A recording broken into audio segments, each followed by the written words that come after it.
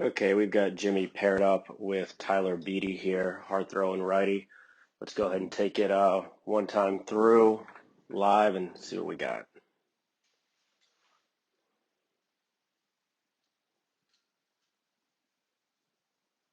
Okay, let's see here. Good stuff. Throwing from the stretch. Let's get Tyler back to the original setup here. Both taller frames, so I thought this was a good comparison here. Sorry, too far. Okay. Let's talk about Jimmy. Anchor in the rubber here. He likes to start with the ball lower around his waist. That's completely fine. Gets it up to his chest for his break point. Gets loaded in the backside nicely here.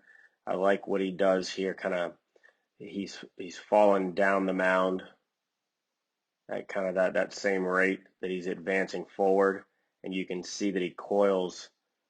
We talk about this back, coiling this back knee, turning this shin away from the target, really getting into that backside and starting to use the ground. Hand brake seems to be at about a 45-degree angle, nice and closed here. For the most part, is leading with that front hip. We might want to do that just a little bit more. But for the most part, I like what I see here.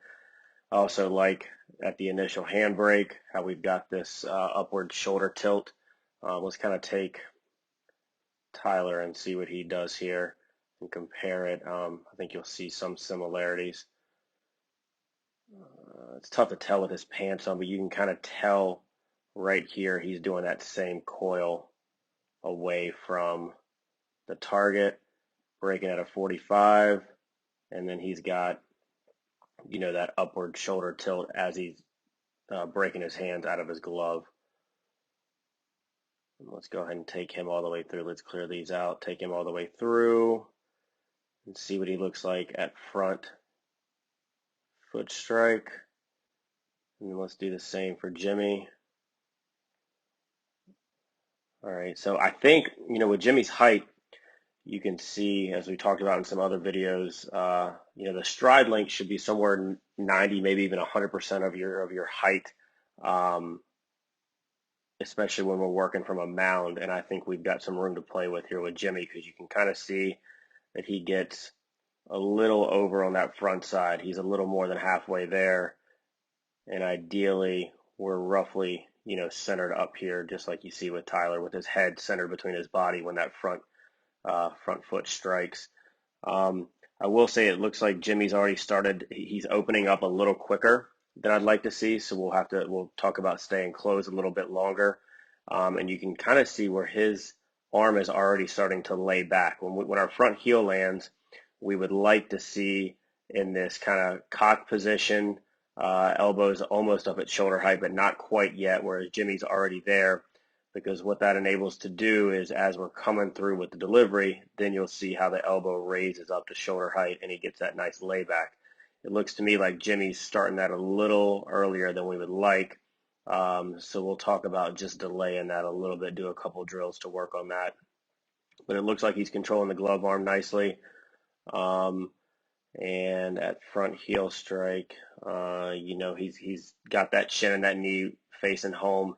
Looks to be like in a good stride position where that back right toe is in line with the left heel.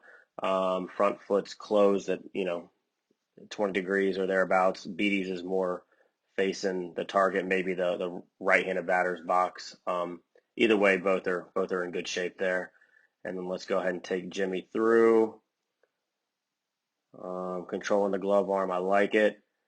You can tell that he finishes all the way through. I've talked about this in some other videos. We can see the underside of his shoe here, over towards third base. That means he's really finishing up and over that front firm leg. And then let's see what Tyler does here. He really gets that leg firmed up, as you can see, and then in the same way does follow through fully with the hips. You can see the bottom of his right shoe as well. Let's talk about one thing that I just noticed. Let's see how it compares just at the release point. Look at, because Tyler, because of his stride length, he really gets at release here a lot of forward trunk tilt, and let's see how it compares to Jimmy's. Let's see if I'll do this drawing tool here. 87 degrees. Oh, that didn't do it right. So 887 for him.